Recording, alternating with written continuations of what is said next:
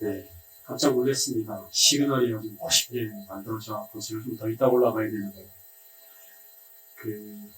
세 번째 집회를 하다 중간에 자막이 빨리 끝내달라고 하는 자막이 뜬 줄 알고, 제가 이 미스커뮤니케이션이 돼갖고, 제가 중간에 설교를 빨리 끝내는데, 식사 시간보다 하도 빨리 끝내갖고 조금 이런저런 부분에 좀 진행하시는 분들이 어려웠다는 얘기 들었습니다.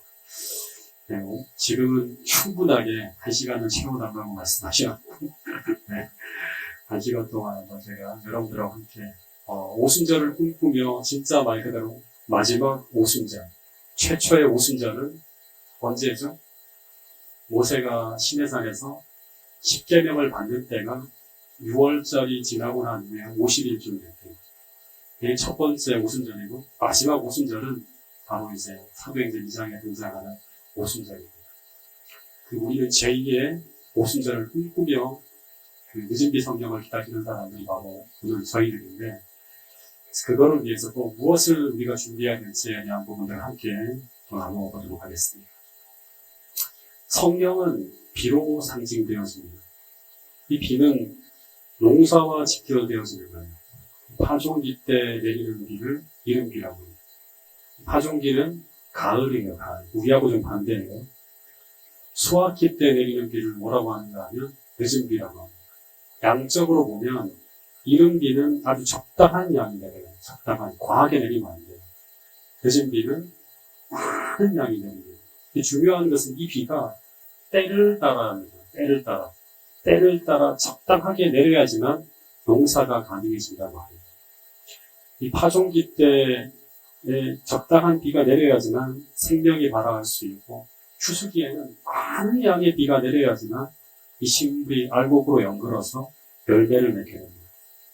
그리고 이 파종기인 가을부터 시작해서 수확기인 봄비 때까지 팔레스타인의 기후를 보면 이때가 우기의 기간이라고 합니다. 계속 비가 내리는 거예요. 이 비를 계속 맞으면서 식물이 자라는 거예요. 이 은혜의 시기에 우리가 정말 참된 그리스도인이라고 하면 계속 비를 맞고 있어야 해요. 제가 첫 번 강의 때 말씀드린 것처럼 하나님 나라는 성령의 능력으로 우리 현실의 문제를 해결하는 것을 날마다 경험하면서 이른비의 체험을 계속하고 있어요. 내가 성령의 지배를 받고 있고 성령의 은혜 속에 살아가고 있다고 하는 걸 날마다 경험하는 삶을 살아야 된다고 합니다. 이스라엘 백성들에게는 7대 절기가 있는데 이것이 전부 농사와 관련되어서 제정되어진 것입니다. 그런데 봄절기는 전부 곡식을 수확하는 날과 관련되어져 있어요. 봄절기가 전부 곡식을 수확하는데, 이 6월절, 무교절, 유제절, 오순절이 있는데 6월절에는 보리 농사가 끝나서 보리를 수확하는 절기이고요. 오순절에는 밀농사가 끝이 나는데, 특별히 오순절 같은 날에는 이 밀이 대수확이 일어나요. 그때 이스라엘 백성들은 오순절날 수확한 열매를 하나님께 드리면서 축제를 엽니다. 이것은 농사의 절기만이 아니라 구속의 역사에서 일어난다고 합니다. 예수님이 돌아가신 지 50일이 지난 오순절에 그때 성령이 마치 봄비 때 늦은 비가 내리는 것처럼 어마어마한 양으로 쏟아 부어집니다. 수많은 영혼들이 이때 수확되어지는 대역사가 펼쳐지는데, 여기서 우리가 꼭 하나 생각해야 될 게 뭔가 하면, 이런 대수확의 역사가 일어나기 전에 그 전에 어떤 일이 있었는지 살펴봐야 돼요. 갑자기 일어난 게 아니에요. 네. 오순절에 대수확이 있기 전에 먼저는 땅을 기경하는 일이 있어야 됩니다. 두 번째는 파종의 시간이 있었어요. 세 번째는 파종한 씨앗이 싹을 틔우고 자라게 하는 이른비의 역사가 있었고, 마지막에 늦은 비가 내려서 오순절에 대수확의 사건이 펼쳐졌다고 하는 거예요. 그러니까 때에 맞추어서 하늘이 도와줘야 되고 그 도움을 받아야지만 작물이 수확되어지는 거예요. 마찬가지로 구속의 역사에서도 오순절에 이 알곡으로 추수되어지는 대수확이 있기 전에 어떤 일이 있었는가 하면, 이스라엘 백성들의 마음밭을 기경하는 그 일을 하기 위해 누가 오죠? 침례 요한이. 이 마음을 옥토로 만드는 기별을 전하기 위해 침례 요한이 옵니다. 다 회개하면서 하나님 나라가 가까워왔다고 하는 걸 느끼면서 막 회개하는 일들이 막 벌어집니다. 네. 그래서 이 침례 요한이 와서 마음밭을 뒤집어 엎고 기경하는 회개의 기별을 전하는 일이 벌어지고, 그 다음 그 기경한 마음밭에 예수님이 오셔서 복음의 씨앗을 뿌리는 파종의 역사가 펼쳐집니다. 회개하라, 천국이 가까웠느니라는 이 복음의 씨앗이 이스라엘 전역에 뿌렸습니다. 병자들을 고치고 귀신을 쫓아내고 천국 복음이라고 하는 씨를 뿌리시는 사역을 3년 반 동안 펼쳐가는 거예요. 근데 이 뿌려진 씨앗이 어떤 곳은 길가, 어떤 곳은 독작밭, 어떤 것은 가시덤불, 어떤 것은 옥토, 그러면서 계속 뿌려지고 자라나는 일이 벌어집니다. 자라나게 하는 비를 뭐라고 한다? 네, 이른비라고 하는 거예요. 그런데 이제 그 영혼들이 수확을 통해서 거두어져야 되는데 그것을 위해 무엇이 필요한가 하면 첫 번째는 늦은 비 성령이 필요하고 두 번째는 추수의 기별이 필요하고 인치는 기별이 필요해요. 이 두 가지를 우리는 가지고 있어야 돼요. 늦은 비 성령을 받아야 되고 그 다음에 그 추수 때 우리가 전해야 될 기별, 인치는 기별이 필요해요. 늦은 비 성령은 예수님의 초림의 기별을 큰 외침으로 온 세상에 전하기 위해 필요한 기별임과 비임과 동시에 유대 민족을 알곡으로 결식해 하거나 쭉정이로 드러나게 하는 심판의 기별처럼 전해집니다. 이건 사도행전을 보면 정확하게 나타나요. 그래서 이 비는 교회가 탄생하는 시기에 내렸다고 해서 이른비라고 하기도 하는데 실제로 유대 백성들에게는요, 절기상 곡식을 열매 맺도록 하는 추수기에 내리는 늦은 비였어요. 오순절에 내린 거예요. 실제 사도행전을 보면 사도들이 이 초림의 기별을 전할 때 한 부류는 회개하며 굴복하며 하나님께로 돌아오는 일이 벌어지고 있었고 동시에 또 한 부류는 그 반대로 이것이 술 취한 자들의 떠드는 소음이라 하면서 그 기별을 조롱하고 거절하는 일이 벌어집니다. 즉, 이 기별을 대하는 태도에 따라서 심판되어지는 역사가 있어요. 나타났어요. 잠깐 보면 사도행전 2장 37절에 보면 제가 지난 시간에 말씀을 드렸지만 저희가 이 말을 듣고 베드로의 설교를 듣고 마음이 찔려서 베드로와 다른 사도들에게 물어가로되 형제들아 우리가 어찌할꼬 하거늘 하면서 이 사도행전 2장에 등장하는 수많은 사람들은 이 베드로의 추수의 기별을 듣고 유대인들이에요. 사람들이 마음에 찔렸다고 합니다. 그러면서 그들이 그 말씀 앞에 굴복하며 이제 우리가 어찌해야 되는가 하면서 통회하며 회개하는 일이 벌어지고 그들이 회개한 후에 성령을 선물로 받으며 하나님 백성으로 인칭을 받아서 알곡으로 거두어집니다. 그래서 이들이 교회 안에 들어오게 돼요. 반대로 사도행전 7장에 보면 똑같이 또 한 무리가 유대인들이에요. 스데반의 설교를 듣습니다. 당시 스데반은 성령의 충만함을 받아서 얼굴이 천사처럼 하나님의 영광으로 빛이 났고 그러면서 그들이 받고 있는 이 진리가 하늘에서부터 온 기별임을 명명백백하게 증거되어지는 일이 벌어집니다. 그러면서 이 예리한 말씀의 기별이 그들의 가슴에 파고 들어갈 때 이 진리의 빛에 의해서 그들의 약심은 다 각성되어집니다. 다시 말하면 이 빛이 하늘로부터 온 것이라고 하는 걸 알아요. 그런데 그들은 그 분명한 빛을 거절하고 그 기별을 전하는 자를 죽이려고 하면 달려들었다고 합니다. 즉 초림의 기별이 늦은 비 성령의 충만함으로 온 세상을 그 진리의 빛으로 환하게 할 때 그때 세상은 그 기별을 대하는 그들의 태도에 의해서 당시에는 유대인들이 했죠. 불의한 자와 의로운 자로 구별되어지게 되는 심판이 이루어지는 걸 보게 됩니다. 이 사도행전 7장에 스데반이 죽임을 당하면서 1500년간 이어져 온 이스라엘이라는 나라는 국가적으로 완전히 심판되어지고 그들 속에 나타난 알곡만이 뭐로 만들어지는가 하면 나중에 교회를 탄생시키는 그러한 하나님의 백성으로 계속 이어가는 거예요. 나머지는 다 유대의 성이 멸망할 때 다 죽어나갑니다. 멸망당하는 일이 벌어집니다. 마찬가지로 역사의 마지막에 또 한 번의 추수의 기별인 이 새 천사의 기별이 이제 늦은 비 성령을 통해서 이제는 유대 지역만이 아니라 온 세상에 전해지게 될 때 그때 온 세상은 동일하게 이 진리의 빛이 환하게 밝혀지면서 똑같은 역사가 펼쳐집니다. 당시 기별은 1500년 동안 하나님의 백성으로 선택되어준 유대와 이스라엘 땅을 환하게 비추었지만 이제 재림전 추수의 기별은 이 새 천사의 기별은 온 세상을 하나님의 영광으로 환하게 비추며 전해지게 될 것이라고 하는 것입니다. 그것이 바로 우리가 기다리고 있는 계시록 18장의 늦은 비 성령 운동을 우리가 그렇게 해석하고 있는 것이죠. 그리고 그때 이 진리를 대하는 자들의 태도에 따라서 의로운 자와 불의한 자로 나눠지게 되는 것입니다. 그때 이 추수의 기별을 통해서 하나님 백성들을 다 찾아냅니다. 그리고 그들을 확정하는 일이 벌어질 때 그때 예수님은 당신의 백성을 구하러 이 땅에 오시는 거예요. 확정되어진 당신의 백성들을 취하러 오시는 거예요. 그게 바로 무엇인가 하면 우리가 기다리는 재림이라고 하는 것입니다. 여러분, 그래서 주님이 오시려면 이 기별이 이렇게 전해지는 것이 아니라 영광스럽게 온 세상에 큰 소리로 전해져야 되는데, 그런데 그렇게 전해지기 위해서 어떤 일이 벌어져야 되는가 하면 늦은 비 성령이 부어져야 합니다. 그런데 이 늦은 비의 성령은 그냥 때가 되면 그냥 주어지는 것입니다. 그렇지 않고 늦은 비 성령이 부어지려면 계속 반복해서 말합니다. 사도행전 1장, 2장에 보면 하나님의 남은 무리가 이 사명을 감당하기 위해 등장했던 것처럼 동일하게 이 마지막 시대에 하나님의 남은 무리가 등장해야 됩니다. 근데 그 남은 무리란 어떤 사람들입니까? 시련과 흔들림과 어려움 속에서도 계속 믿음으로 연단되어지는 과정을 거쳐서 진리를 통해 성화되어진 무리입니다. 진리를 통해 성화되어진 무리. 진리가 그들의 삶으로 드러나는 사람들. 두 번째, 이들이 이제 한 마음과 한 뜻으로 연합하여서 이 사명을 감당하기 위해서 하늘을 향해 이 기별을 세상에 전한 능력을 달라고 부르짖을 때 그때 무엇이 임한다? 성령이 임하는 것입니다. 정리하면 늦은 비 성령이 부어지려면 어떤 일이 있어야 된다? 첫 번째, 진리로 성화된 한 개인이 아니에요. 한 무리가 존재해야 되고, 두 번째, 그들이 진리와 사명으로 연합되어져 있어야 하고, 세 번째, 그들은 그 사명을 감당하기 위해서 어떻게 해야 된다? 하늘을 향해서 부르짖어야 돼. 그런데 실제로 사도행전 2장 1절에 보면 이 진리로 성화되어진 무리가, 이 남은 무리가 오순절 그날까지 성령을 간구하며 기도하고 있었다고 합니다. 그런데 2절부터 4절에 보면 그들이 기도하는 그 자리에 이런 일이 있었다고 합니다. 사도행전 2장 2절부터 4절 말씀은 같이 한번 읽어보겠습니다. 시작.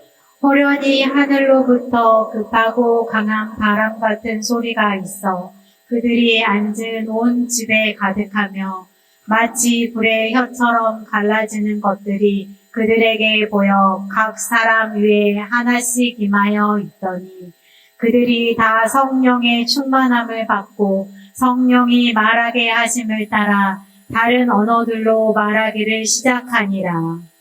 이 오순절의 시작은 먼저 2절에 보면 이게 호련이라고 하는 단어와 함께 시작됩니다. 호련이라고 하는 말은 무슨 말이죠?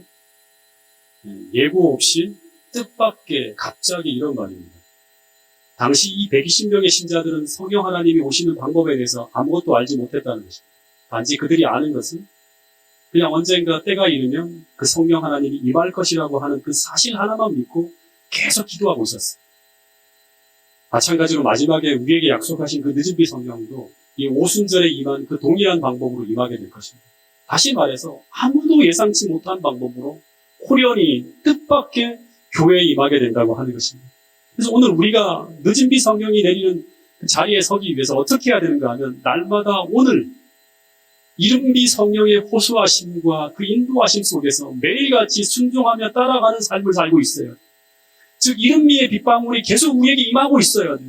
그래야지만 나중에 알곡으로 우리가 들어가는 늦은 비 성령을 받을 수 있다고 하는 것입니다. 만약 그렇게 살지 않으면 우리는 늦은 비 성령이 역사할 때 우리는 우리도 모른 채 그 시간이 지나갈 수 있다고 하는 사실을 기억해야 됩니다. 여러분, 우리가 많이 보는 말씀인데 목사와 복음사역자에게 보내는 권면에 보면 이런 말씀이 있습니다. 같이 이 말씀도 같이 한번 읽어볼까요? 시작. 따라서 사는 사람들만 더욱 큰 빛을 받을 것이다. 우리가 실제적인 그리스도인 덕성을 구현하는 일에 날마다 전진하지 않는다면 우리는 늦은 비 때에 성령의 나타남을 인식하지 못할 것이다. 그것은 우리 주위에 있는 모든 사람의 심령에 내리는지 모르나 우리는 그것을 식별하거나 받지 못할 것이다. 다시 말해 이 말은 우리가 전혀 생각하지 못한 상황에, 즉 우리가 전혀 예상하지 못한 방법으로 호련히 늦은 비 성령이 임할 수 있다고 하는 것을 경고하는 말씀입니다. 여러분, 그래서 오늘 우리가 너무나 성령의 호소에 무뎌져 있거나 끊임없이 말씀하시는데도 불구하고 그 성령의 호소에 대해서 우리가 무뎌져 있거나 너무나 영적 감각이 둔화해져 있다면 오늘 우리는 우리의 영적 수신기를 지금이에요. 오늘 점검할 필요가 있다고 하는 사실을 기억할 수 있게 되기를 간절히 바라겠습니다. 즉 하나님의 말씀에 반응하는 것이 너무 둔하거나 그 말씀이 잘 안 들려진다면 우리는 좀 더 긴 시간, 좀 더 깊고 조용한 시간, 하나님 앞에 머물며 기도하는 시간을 보낼 필요가 있다고 하는 것을 꼭 기억할 수 있게 되기를 간절히 바라겠습니다.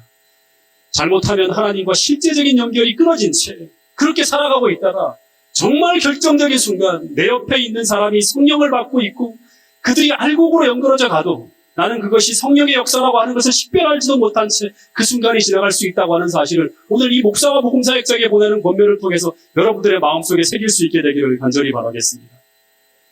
여러분, 성령 하나님과 동행하는 것이 낯설지 않고 오늘도 내 안에 임재하시고 일하시는 이 성령의 역사가 끊임없이 일어나고 있는 그런 축복의 삶을 살아가기로 결심하고 오늘 우리 모두의 삶 속에 무엇을 개혁해야 될지를 다시 한번 생각할 수 있고 다시 한번 영적으로 각성할 수 있는 계기가 이번 집회가 될 수 있기를 간절히 바라겠습니다.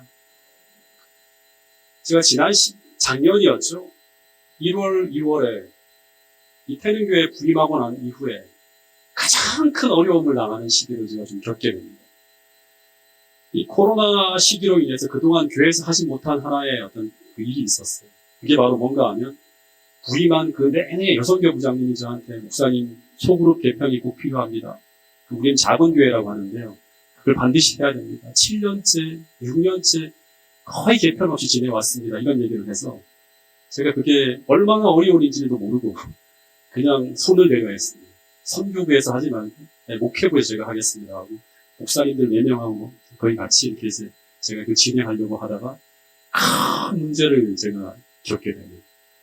그러니까 그걸 쉽게 건들면 안 되는 거였는데 굉장히 예민한 상황인데 거침없이 건들려고 하다가 말할 수 없는 어려움을 겪으며 정말 힘든 시간을 보낸 적이 있어요. 전화를 거의 하루 종일 어떤 날은 매일 밤 12시까지 성도님들의 전화를 500여 명이 되는 성도님들의 전화를 다 받는 거예요. 지금 아주 힘든 시간에 직면해 있었는데 근데 그 상황 속에서 어떻게 할 수 있는 방법이 없어요. 네. 이쪽을 건들면 이쪽이 문제가 생기고 이쪽을 건들면 이쪽이 문제가 생기고 막 말할 수 없는 궁지에 몰려 있었어요. 그런데 그렇게 큰 어려움 속에 있었는데 어느 날 한 달 가까이 지나갈 때였어요. 계속 기도하면 지나가는 거죠. 저희 이제 애가 자리에 딱 누웠는데 보통은 그런 상태에서 정말 많이 힘들고 마음이 아주 무겁고 그래야 되는데 근데 그렇게 한 달 가까운 시간이 흘러가고 있었는데 그런데 여전히 그날 저녁 상황은 소란스러워요. 계속 전화가 와요. 여전히 어려움이 해결이 안 되었는데 근데 이상하게 마음이 너무나 평안한 거예요. 서로 물어보았어요. 여보, 이렇게 힘든 상황인데 이상하게 왜 이렇게 마음이 평안하지 않고 서로 이야기를 나누었어요. 당시 수많은 성도들에게 비난을 받으면서 그렇게 힘든 시간을 지나가고 있었는데 이상하게 마음이 평안한 것입니다. 근데 그 이유를 우리는 알았습니다. 우리는 계속 기도하며 그 문제를 우리 스스로의 힘으로 해결할 수 없음을 수도 없이 고백하면서 하나님께 맡기고 있었기 때문에 그리고 그분께서 그분의 방법으로 그 문제를 처리하실 것을 믿고 기다리면서 제가 지난 시간은 안식일 오전에 말씀드린 것처럼 그분께서 오늘 내게 지시하시는 그 하나하나의 일만 정직하고 진실하게 순종해 나가면 그러면 분명히 그분께서 나를 대신해서 그 문제를 하나님의 방법대로 해결해 주실 것이라고 하는 것을 믿었기 때문에 근데 그 과정을 통해서 우리가 경험하는 가장 큰 축복이 무엇인가 하면 평안이었습니다. 평안은 성령의 열매라고 하는 것이죠.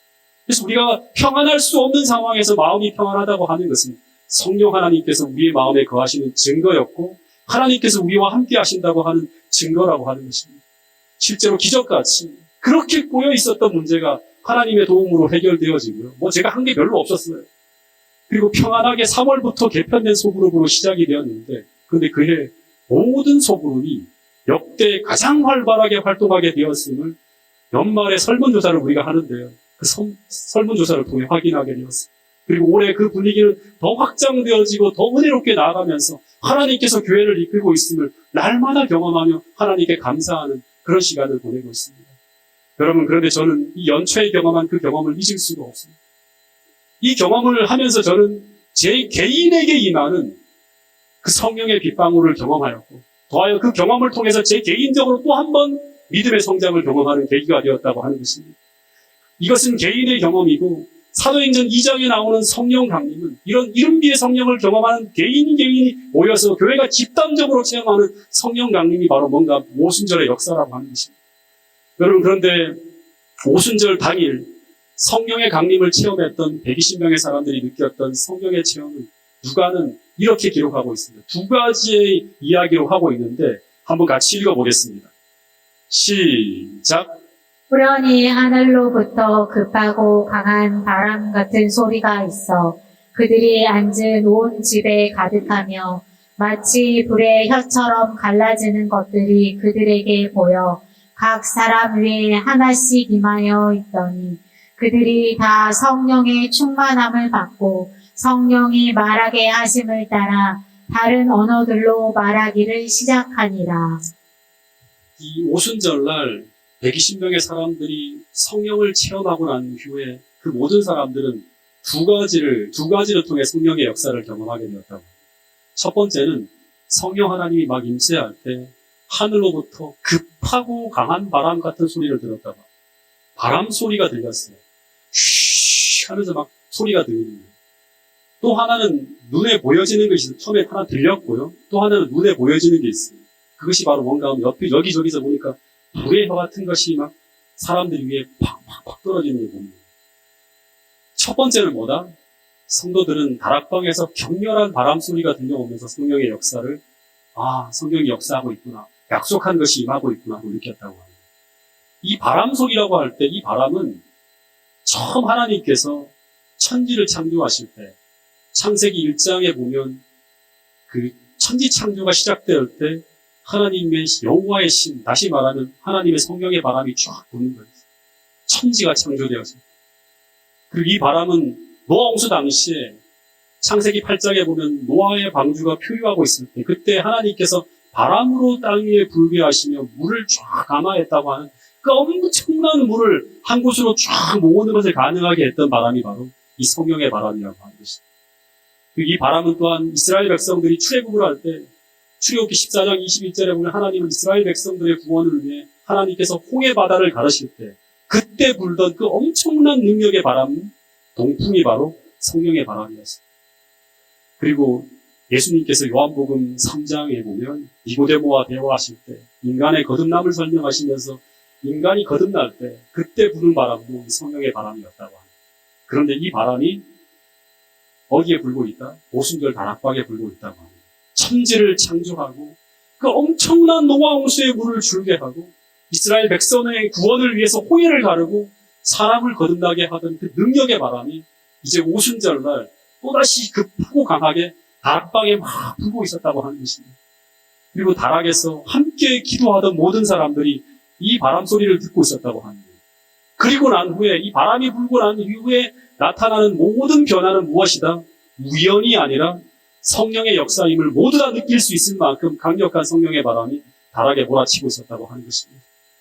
여러분, 그런데 오늘 그 성령 하나님께서 동일하게 오늘 이제 이 시간 이후에 기도회를 하는 시간, 새벽 기도회를 하는 시간, 그때 우리 모두에게도 임재할 수 있게 되기를 간절히 바라겠습니다. 이전에 성령의 역사는 개인의 마음에 조용하게 혹은 주관적으로 경험되어지는 경험이었다면 이 오순절의 역사는 또다시 말하지만 교회적으로 집단적으로 경험하는 역사라고 하는 것입니다. 마치 홍해가 갈라지고 여리고성이 무너지고 요단강이 갈라지는 것은 모두 교회가 집단적으로 경험하는 것이었습니다. 그런 역사가 이 오순절날 또다시 교회를 통해 펼쳐지고 있었다고 하는 것입니다. 그런데 이런 동일한 역사가 고난 앞에 모든 성도들이 이제 모두 성령의 뜻에 일치한 마음으로 우리 자신을 드리며 굴복할 때 고난 앞에 모든 교회에도 강력하게 불어게 닥칠 수 있다고 하는 사실을 우리 모두가 믿을 수 있게 되기를 간절히 바라겠습니다. 교회의 전진을 맡고 있는 모든 장애를 뛰어넘어서 하나님께서 성취하시는 놀라운 일들을 모든 성도들이 볼 수 있는 그런 가시적인 성령의 역사를 우리 모두가 볼 수 있게 되기를 간절히 바라겠습니다.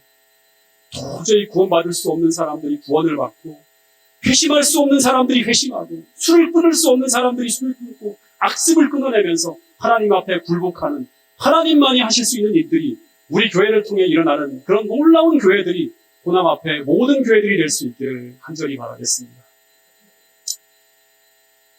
공산주의가 몰락하기 직전에 루마니아에서 벌어진 이야기인데 저에게 엄청난 도전이 되었고요. 되게 많이 회개하게 만드는 한 이야기입니다.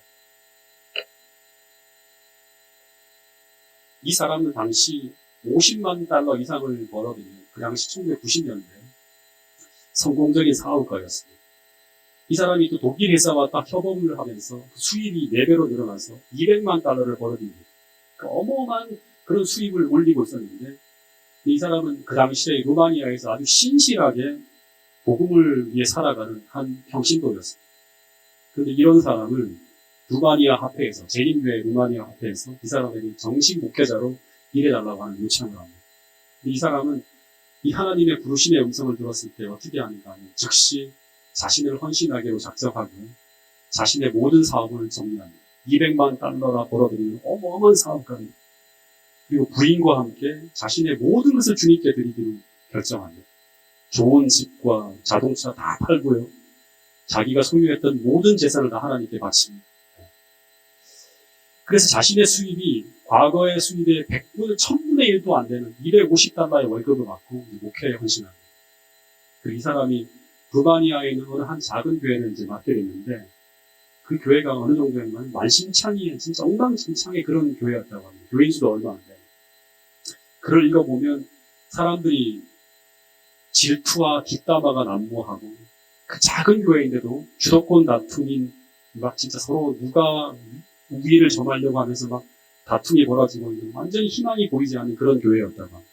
그래서 이 목사님이 이런 곳에 어떻게 새로운 사람을 데려올 수 있을까 하면서 엄두가 나지 않는 그런 상황이었다고 합니다. 그래서 이 목사님이 기도하면서 제일 먼저 한 게 뭐냐면 기본적인 것부터 시작했대요. 기도회를 다시 열었다고. 교회 식구들을 모아놓고 함께 무릎을 꿇고 기도하는데 하나님께서 신자들 한 사람 한 사람의 상태를 보여주었고 그러면서 사도행전 1장에 나온 것처럼 신자들의 고백과 굴복과 회개가 일어나면서 2년도 채 되지 않아 신자 수가 2배로 늘어납니다. 그러면서 부흥의 불길이 막 타올라갈 때 그때 이 목사님이 이제 이 부디기를 몰아서 전도회를 열 준비를 하게 됩니다. 그런데 그때 아주 큰 어려움을 겪게 됩니다. 그것은 바로 이 목사님이 어느 외곽 지역을 방문하다가 도로를 횡단하는 한 10대 소년을 차로 치게 돼요. 이 아이가 등뼈가 부러지고 한쪽 다리가 탈골되었고 그리고 뇌에는 아주 심각한 출혈이 났다고.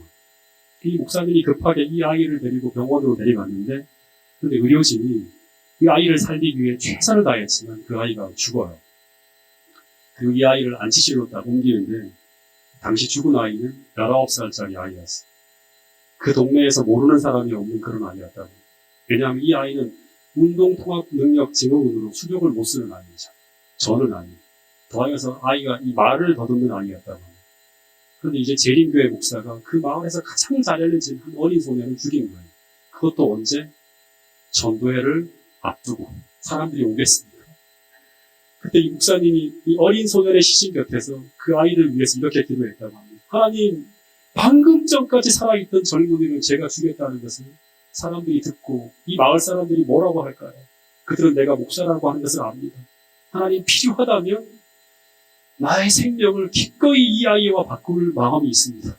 이런 기도를 한다고. 네.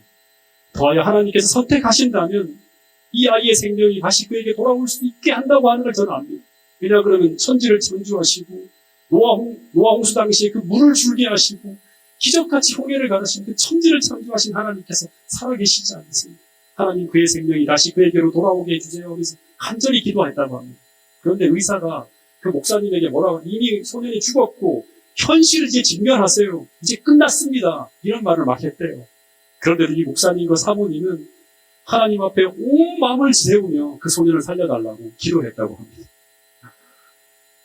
그런데 그 다음날 이 목사님과 사모님이 유족들을 만나러 병원에 갔는데 장례를 치러야 하잖아요. 그런데 그 일대에 큰 소동이 일어납니다. 실제로 있었던 일이에요. 그것은 그 죽었던 아이가 일어나 침대에 앉아서 음식을 먹고 있는 거예요. 그 아이가 살아나는 거예요. 의료인들이 대거 병상에 몰려들었고 그 기록을 보면 당황한 의사들은 전날 찍은 엑스레이와 그날 아침에 찍은 엑스레이를 비교하였다고 합니다. 근데 아무도 설명할 수 없는 놀라운 일이 벌어졌는데 그것은 새 엑스레이에서는 그의 뇌출혈이 심하게 일어나 죽었거든요. 뇌와 척추와 엉덩이와 폐, 그 어디에도 어제 발견된 손상이 발견되지 않았다고 합니다. 똑같은 아이인데 단지 팔과 다리만 부러졌대요. 단지 팔과 다리만 부러졌던 건 이거는 또 나중에 제가 설명해 드려요. 놀라운 일이 벌어집니다. 더 놀라운 것은 이 젊은이는 말을 더듬거렸는데 앉아서 밥을 먹는데 말을 더듬거리지 않고 완벽하게 말을 하게 되었다고 합니다. 더하여 이 젊은이가 태어날 때 사람들은 원래 장애했던 이 소년이 팔과 다리가 완전히 못 쓰잖아요. 잘 못 쓰는 아이인데 자유롭게 움직이는 것을 모든 마을 사람들이 다 목격했다고 합니다. 더듬거리는 것도 사라졌고 운동력 증후군으로 힘들어했던 모든 신체의 불구들이 다 자유롭게 됩니다. 이런 소식이 퍼지자 사도행전에 벌어진 거잖아요.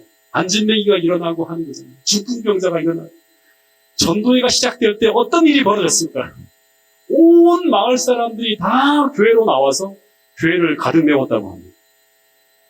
여러분, 이것은 놀라운 단순한 이야기가 아니라 이것은 진짜 중요하게 봐야 될 게 뭐냐 그러면 전적으로 하나님께 헌신한 한 사람, 그 한 사람을 택하사 하나님이 성령을 부어서 놀라운 역사를 이루어가는 하나님의 역사라고 하는 것입니다. 하나님께 다 드린 사람, 진짜 성령 하나만을 붙들고 살아가려고 몸부림치는 이 한 사람을 통해서 하나님은 놀라운 역사를 펼쳤다고 하는 것입니다.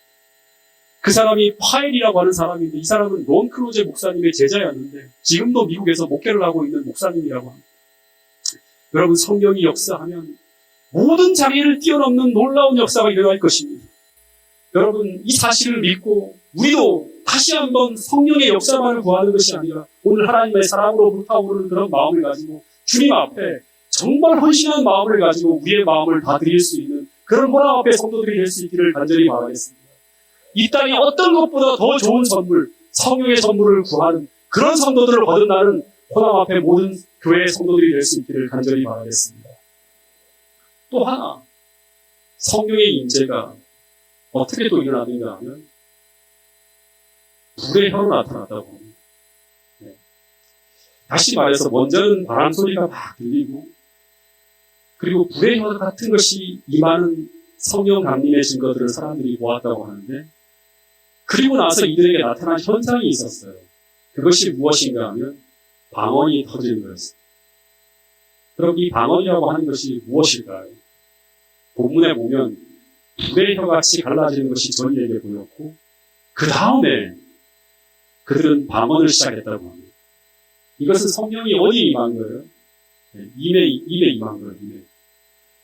그리고 본문 4절에 보면 어떤 말이 나오는가 하면 그들이 그 성령의 충만함을 받고 성령의 말하게 하심을 따라 다른 방언으로 말하기 시작했다고 합니다. 그러니까 이 본문을 보면 진짜 우리가 중요하게 생각해야 되는 게 뭐냐면 그들이 방언을 하고 있다고 하는 기적보다 더 중요한 것이 무엇인가 하면 이들이 성령의 말하게 하심을 따라 다른 방언으로 말하기 시작했다고 합니다. 다시 말하면 이들은 자신이 말하고 싶은 방언을 하는 것이 아니라 성령의 말하게 하심을 따라 성령이 원하는 언어를 말하기 시작했다고 하는 것입니다. 여러분, 주님은 오늘 우리가 성령께 우리 자신의 의지를 내어드릴 때 우리는 방언만 하는 것이 아니라 마지막 시대에 어떤 일이 벌어지죠? 법정에 섰을 때 성령 하나님은 우리의 입술을 통지하시며 우리가 무슨 말을 해야 될지 가르쳐 주실 수 있다고 하는 거예요. 이들은 다 그들의 입술을 드렸어요. 방언도 하나님께서 수많은 것을 할 수 있는 것 가운데 하나가 방언하는 거였어요. 네. 그래서 주님은 그때 우리가 무엇을 말할까, 어떻게 대답해야 될까 염려하지 말라고. 그 이유는 성령 하나님께서 너희에게 무엇을 말해야 될지를 가르쳐 주실 것이라고. 다시 말해 그때도 우리는 방언을 말할 때처럼 성령께서 말하게 하심을 따라 말할 수 있을 것이라고 하는 게 바로 마지막 시대에 우리가 경험하게 되는 놀라운 일들이라고 하는 것입니다. 여러분, 그런데 사도행전 2장 5절 6절에 보면 이들이 방언을 하기 시작할 때 이 방언은 어떤 일을 이루어내는가 하면 어떤 일을 이루어내죠? 특별히 그 선교의 장애가 되는 언어의 장벽을 무너뜨려요. 수많은 사람들이 몰려들었는데 이들에게 초인기를 전해야 되는데 어떻게 불황구식한 사람들이 전할 수 있습니까? 다시 말하면 방언을 하기 시작할 때 이 방언은 선교의 장애가 되는 언어의 장벽을 무너뜨렸다고 하는 것입니다. 또 하나 우리가 여기서 기억해야 될 것은 너무나 중요한 것은 무엇인가 하면 성령은 선교를 위해 움직일 때 그 현장에 함께 하신다고 하는 것을 보여주는 모습입니다. 여러분, 교회에 성령을 부어주는 목적은 무엇 때문이다? 복음 전파와 선교를 위해서라고 합니다. 개인에게는 품성의 변화를 위해 부어지지만 교회에 성령이 부어지는 목적은 이 교회가 복음 전파, 다시 말하면 한 마음 한 뜻으로 선교를 위해 움직일 때 그때 그 선교의 모든 장애물을 제거하기 위해서 부어지는 것이 바로 무엇인가 하는 성령이라고 하는 것입니다. 그래서 성령이 역사하는 교회는 반드시 어떻게 되어야 된다? 선교적이어야 합니다. 이 말은 선교적인 사명을 가지고 움직이는 교회에 성령은 역사하게 된다고 하는 사실입니다. 제가 첫 부임지인 원당교회를 제가 잊지 못하는데요. 딱 3교회를 경험했는데 거기서 제가 3년을 목회했는데 특별히 첫 번째 부임했던 그 부임 사태를 잊지 못합니다. 지금은 18년 차인데 매해마다 저는 어떤 기도를 드리는가 하면 저랑 같이 목회를 했던 분들이 여기 지금 목회할 때 같은 교회에 있었던 분들이 여럿이 여기 계신데 제가 설교할 때 그런 얘기를 자주 했어요. 연소만 되면 초심으로 돌아가는 그런 목회자가 되고 싶어요. 그 초심이라고 하는 것은 뭔가 하면 목회를 처음 시작할 때 그때 경험을 또다시 하기를 소망한다고 하는 것입니다. 2007년도에 제가 목회를 처음 나왔는데 저는 11월 달에 합격자 발표가 난 이후에 3월에 발령을 기다리고 있는데 갑자기 12월에 당시 총무 목사님께서 저를 1월 1일자로 원당교회에 발령을 내버렸습니다. 제가 대학원 논문도 마무리 짓지 못하고 그대로 그 교회로 발령을 받았습니다. 당시 원당교회는 목회자가 중간에 사임을 했어요. 굉장히 혼란스러운 상황이었어요. 그런데 그런 교회에 경험이 없는 전도사가 부임을 해갔는데 교회는 이미 제가 부임하기도 전에 대부분 흩어졌고 저희 가족들을 제외하면 정말 손가락에 꼽을 정도의 그런 성도들이 남아있었어요.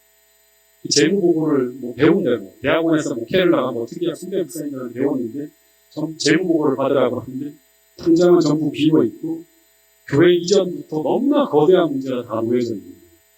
그때 할 수 있는 것이 아무것도 없어서 전교인 새벽 기도회를 시작했습니다. 전교인 7명이 나오는 이제 교인들이 나왔는데 일주일도 안 돼서 기도회만 하려고 했어요. 일주일도 안 돼서 1월 달에 감기가 한번 쫙 돌더니 모두 다 안 나오고 다 사라져 버렸어요.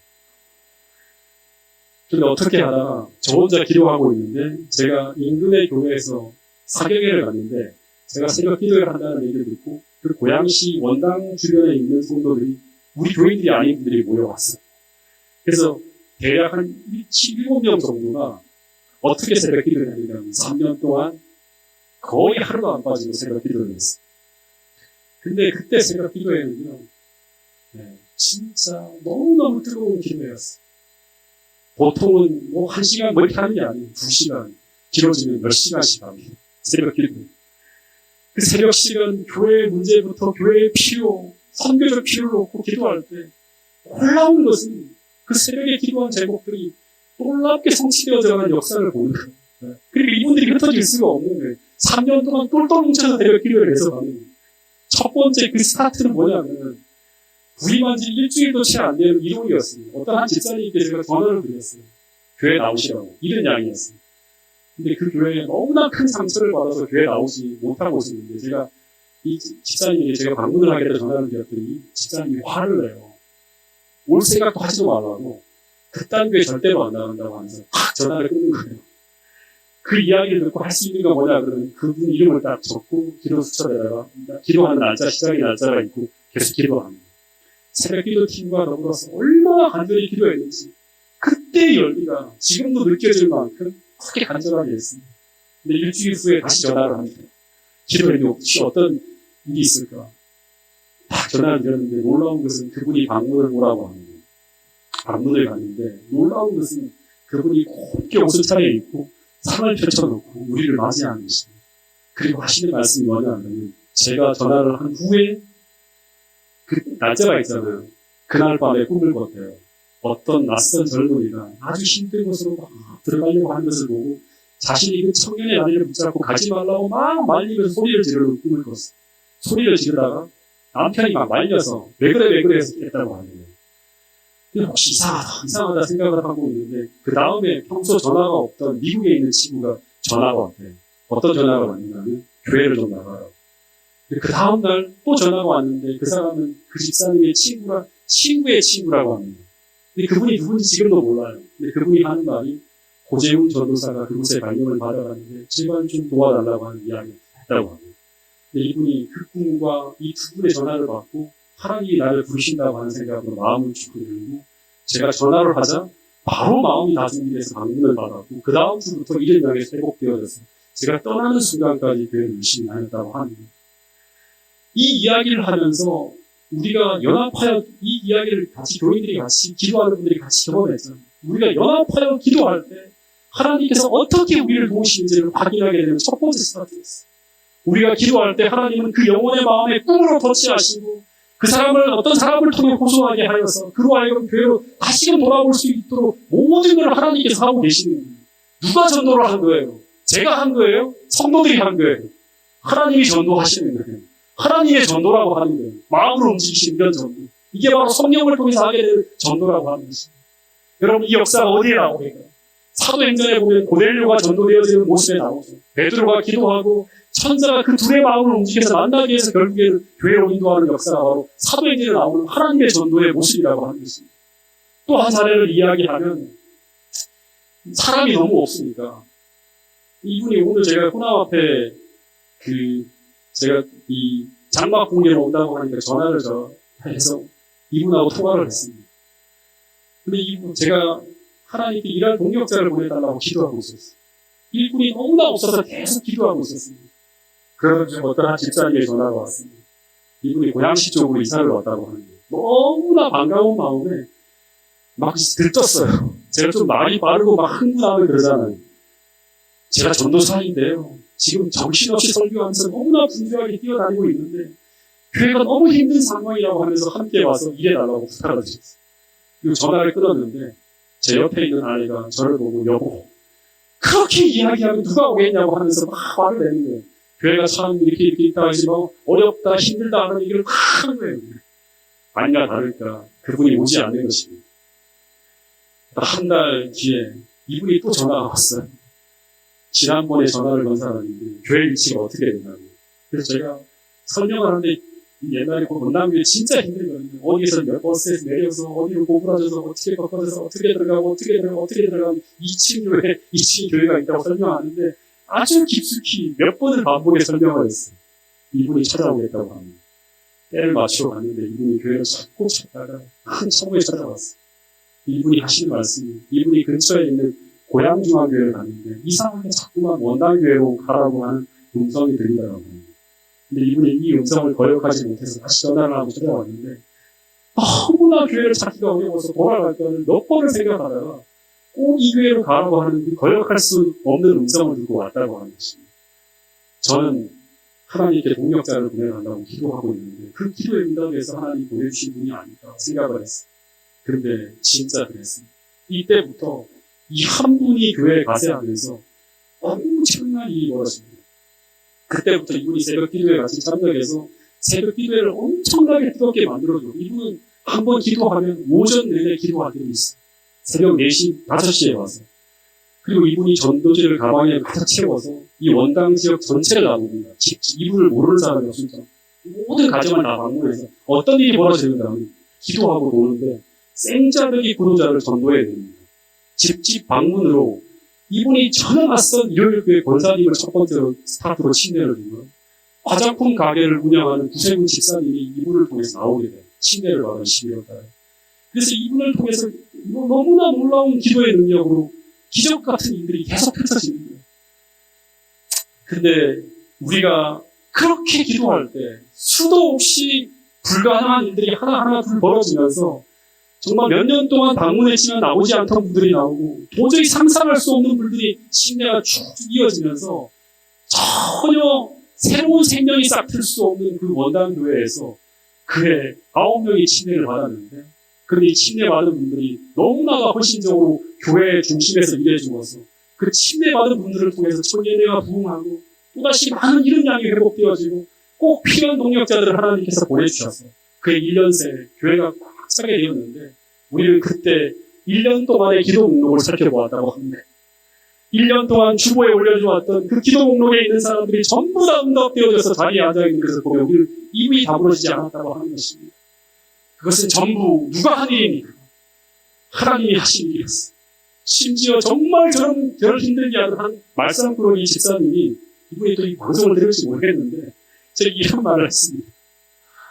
진짜 연말쯤 됐을 때 이런 일이 벌어지니까 목사님 혹시 요즘 기도할 때 뭐가 좀 보이나요?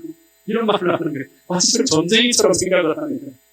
이 말은 어떤 말인가 하면 그만큼 강력하게 영적 분위기가 교회를 사로잡고 있었다고 하는 것입니다. 여러분 그런데 저는 지금도 2007년 그해 그 죽어가는 교회를 살려내신 그 하나님의 역사는 지금도 고대하고 있습니다. 여러분, 호남교회 모든 교회, 호남 앞에 모든 교회가 올 한 해 정말 기도를 통해서 온 교회가 성령의 충만함을 경험하면서 올 한 해 하나님이 하신 일로 가득한 성령의 열매로 가득한 그런 교회가 될 수 있기를 간절히 바라겠습니다.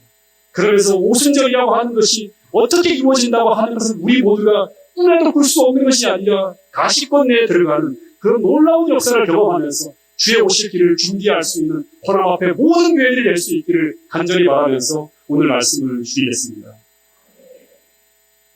기도하겠습니다.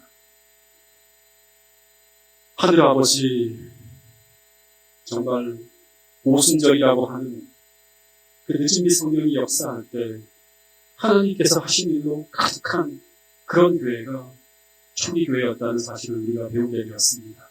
주님, 호남 앞에 모든 교회들이 제2의 오순절을 꿈꾸면서 모든 교회가 한마음 한뜻으로 연합하여 주님 주신 그 사명을 향하여 부르시는 선교적 교회로 변화되어질 수 있도록 주님 도와주시옵소서. 모든 성도들의 마음속에 정말 십자가의 사랑을 통해 보여주는 그 주님의 놀라운 사랑이 희미하게가 아니라 성령을 통해서 끝없이 모든 성도들의 가슴과 교회에 부어지게 하여 주셔서 십자가의 사랑이 우리를 지배하고 우리 마음속에 불타고 있는 그런 성도들로 가득한 교회가 호남 앞에 모든 성도들이 있는 호남 앞에 교회들이 될 수 있도록 도와주시옵고, 그런 교회 주님께서 어떠한 것을 명할지라도 그 모든 일에 순종하게 하여 주시고, 더하여서 주님께서 그토록 바라시는 죽어가는 영혼들을 구하기 위해서 몸부림치며 기도하는 그런 교회로 거듭날 수 있도록 도와주시옵소서. 호남 앞에 모든 교회들마다 새로운 영혼들로 차고 넘치게 하여 주시고, 영혼 구원을 위해서 분주한 그런 모습으로 주님 올 한 해 거듭날 수 있도록 축복해 주시옵소서.